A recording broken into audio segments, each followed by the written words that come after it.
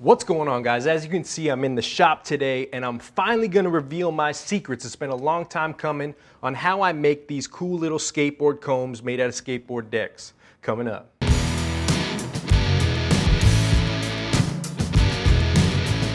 Welcome back, guys. Thank you for joining us. I am Randy from Beer Booze, the channel and brand for regular dudes, and today I'm going to teach you guys how to make these awesome little skateboard combs. A lot of you guys have expressed interest. I know they're expensive on the website, but a lot goes into making them, so I figured I might as well make a tutorial on how you can make them yourself. So some things you'll need, and I'd like to preface this with, if you're not used to woodworking or you don't have any experience, don't just jump right into this. Please look at other videos on safety, on using a table saw and belt sander and power tools and all that. Don't just jump right into it and buy a table saw and start trying to make combs. You know, your fingers and eyes just aren't worth it. So some things you'll need after you learn the basics, some things you'll need is a table saw. Any table saw will really do. They got some from $150 and up, a couple $100 at Home Depot. This is an old cast iron one, hand-me-down from my dad. I love it, but this is absolutely essential in making these combs. Next thing you'll need is some sandpaper. Now, it all can be done by hand sanding. It's just gonna take you a really, really long time to sand it and shape it.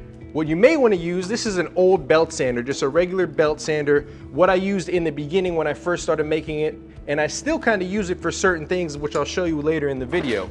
But what I mainly use for shaping is this sanding station. I love it. It makes it so much easier and faster, but it's not necessary. Like I said, this was a gift for making combs when I started making the combs, and it makes it so much easier. Now, another thing, it's optional. You don't have to finish the combs. These are unfinished here. These haven't been polyurethaned or finished. And honestly, there's probably better ways to finish them, but I use this fast drying Minwax polyurethane in this spray. It's clear gloss. I use it. I think it works great, but there's probably better ways to do it. This next item is absolutely essential and is the secret, the key secret in making these combs and making sure they come out properly. A lot of people have asked to see my jig in the past, and up until right now, my jig has been for my eyes only. So the reason why I wanted to do it is I just don't have the time to make these combs anymore. I love them, I think they're cool, I think everybody should have them, and I just don't have the time. That's why they're so expensive on the website, and those may be the last ones I ever make, I don't know. So I figured I'd teach you guys how to do it. You can start making your own, have some fun with it, let your imagination run wild. So without further ado, here is the jig.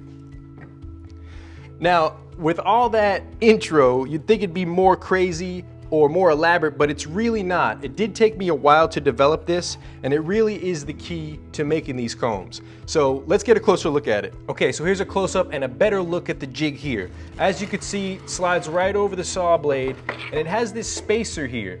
This spacer is to help you space out the teeth and make sure they're spaced perfectly, and that's what gives the comb that nice uniform look. So how it works is I made this removable, where you can slide it out, slide it in. So what I do is I'll cut the first tooth. Cut the first tooth just like that. And then this spacer allows you to just put that gap, the first gap over the spacer, and so on and so forth, and just keep cutting them, sliding it over, cut the next one, slide it over, cut the next one, and so on.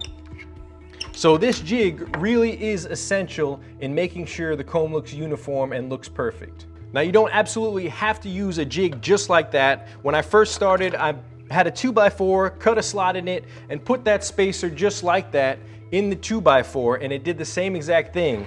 Put it on this clamp and ran it just like that. Same concept, keep sliding it over each notch over. And of course, you won't be able to make these without skateboard decks. So let's talk about these for a minute.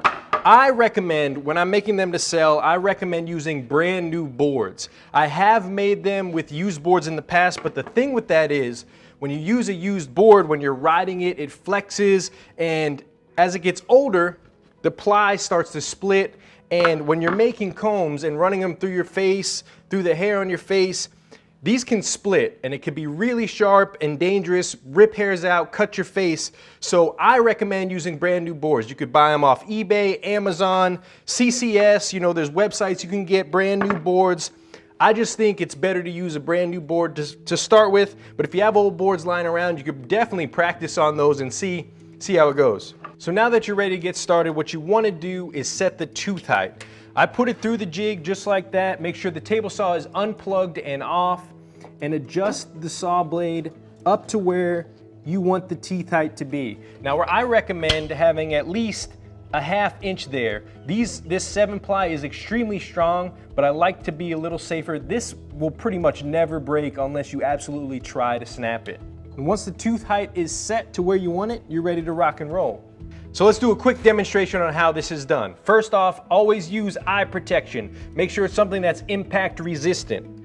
Now, I use a clamp as well to protect my fingers and keep them away from the saw. Holds it against here, but I will press down to make sure the saw blade doesn't push the comb up as I cut it. So let's see how that looks.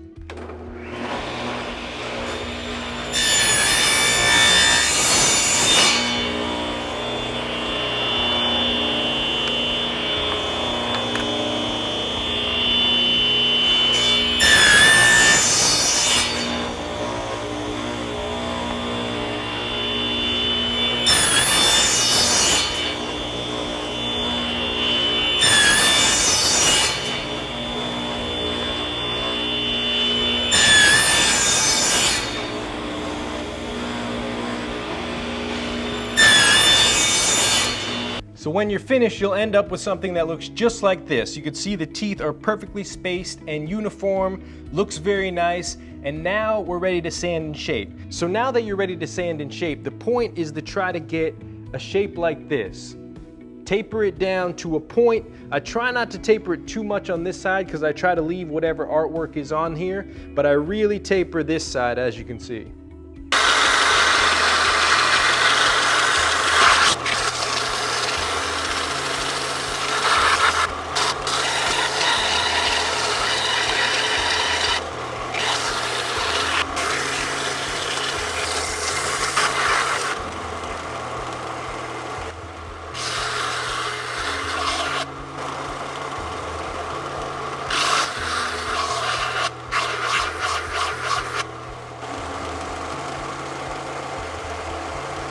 So when it gets to this point, you kind of have this shape going here. What I like to do is make these teeth sharp at this point. Now you could use traditional sandpaper, just kind of sand at an angle every single tooth to get it nice and sharp, but I'm gonna show you a little trick on the belt sander. Now what I like to do is get the belt sander going and just hit the edge of the tooth to give it a nice little point.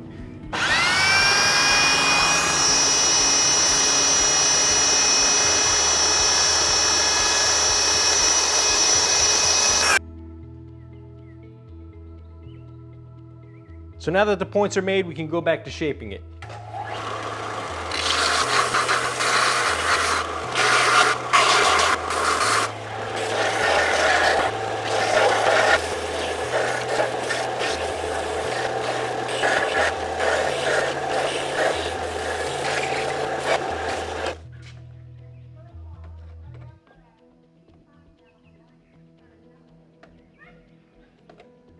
So now comes the tedious part. It's time to shape these teeth, get them nice and smooth, get this point nice and smooth. So what I do is I clamp it to a stationary table just like that. You could use a tabletop vise or whatever you have. I find this to be the easiest as far as bending over and seeing what you're doing. What I do, take a little, maybe ½ inch strip, cut a ½ inch strip of sandpaper just like this. Then basically what you want to do is take this little strip of sandpaper and sand between each tooth, kind of like a flossing motion. Now this takes a while. This is very tedious, but it's worth it. It's what really gives the comb that nice smooth look. This is 220 sandpaper, by the way. I don't want to take off too much material here on the front side. I want to leave a lot of this nice artwork here. Just keep moving on from tooth to tooth.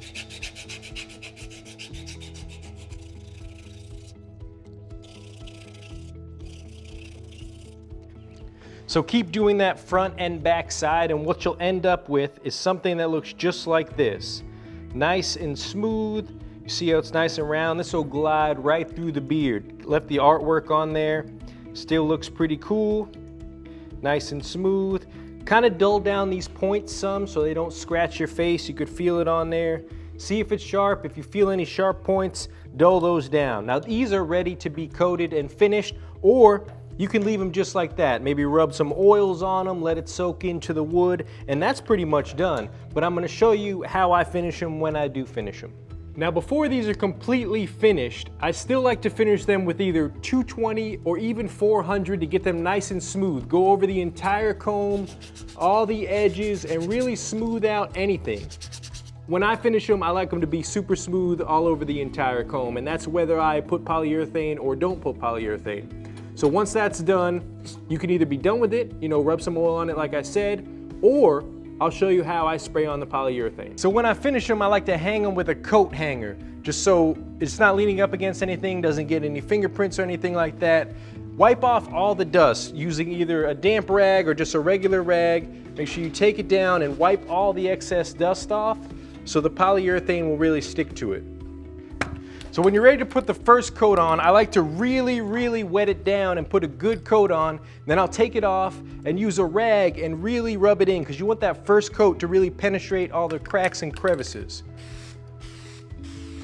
Get inside the teeth in there, deep in the teeth. I don't put a whole lot on the artwork side because it's slick and it won't really soak in there. You want it to soak into the wood. All right, I got a good coat on there. Now take it like this and just rub it in. Rub it into the wood, wipe off the excess, like that.